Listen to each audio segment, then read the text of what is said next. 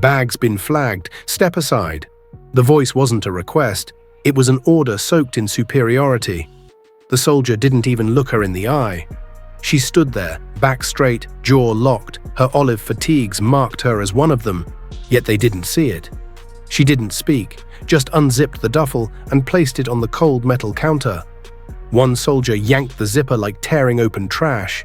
Another laughed. "What is this, a camping trip?" They all chuckled, eyes scanning her like prey. They flung her belongings around. Socks, a kit, a folded shirt that hit the floor. No care, no respect. They smelled blood and swarmed, mocking what they didn't understand. "Probably thinks she's special," someone muttered. She stayed still, unbothered. Not because she was used to this, but because she had already won. One soldier dug deeper. His hand paused. He touched something cold, compact. Not civilian, not gear. He pulled it slowly. Then everything stopped. No one moved. His fingers trembled as he held the case, flipping it open with a snap that felt like a gunshot. The laughter died. All eyes locked on the badge inside, gold, federal, deadly serious. A high-clearance emblem gleamed back at them from the velvet interior.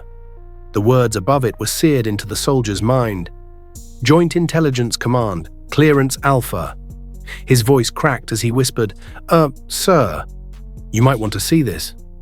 Everyone froze. Faces that had been smug a second ago turned pale.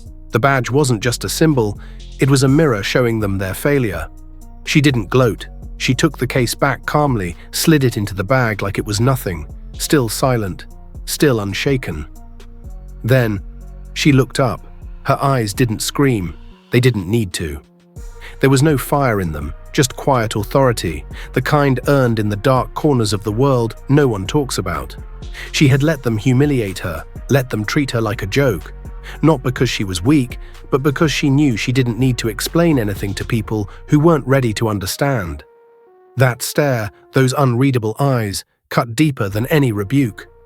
Every second she stood there without saying a word was a lesson.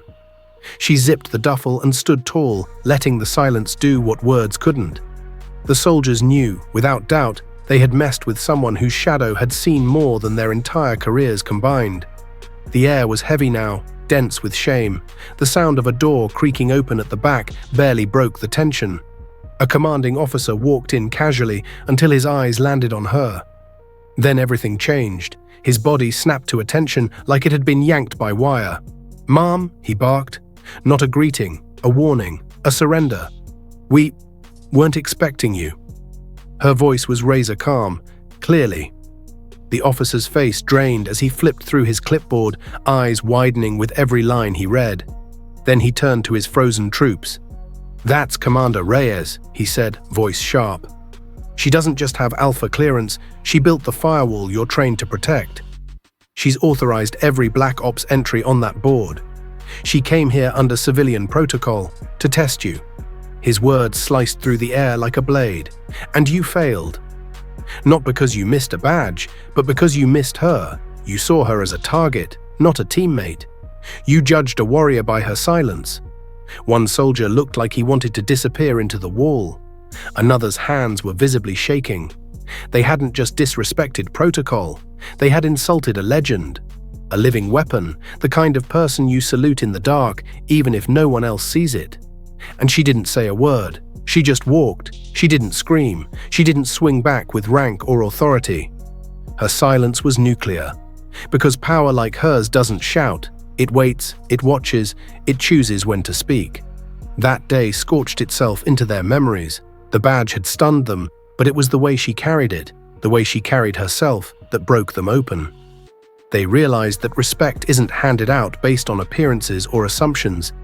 It's something you owe every soul you meet. Because you never know who's standing in front of you. You never know what wars they've walked through to stand still. She could have destroyed them, but she didn't. That's what shook them the most. So if this story hit you like it hit them, drop a karma in the comments, subscribe to the channel, and hit that like button. Real power doesn't announce itself. It waits in silence until it's unmistakable.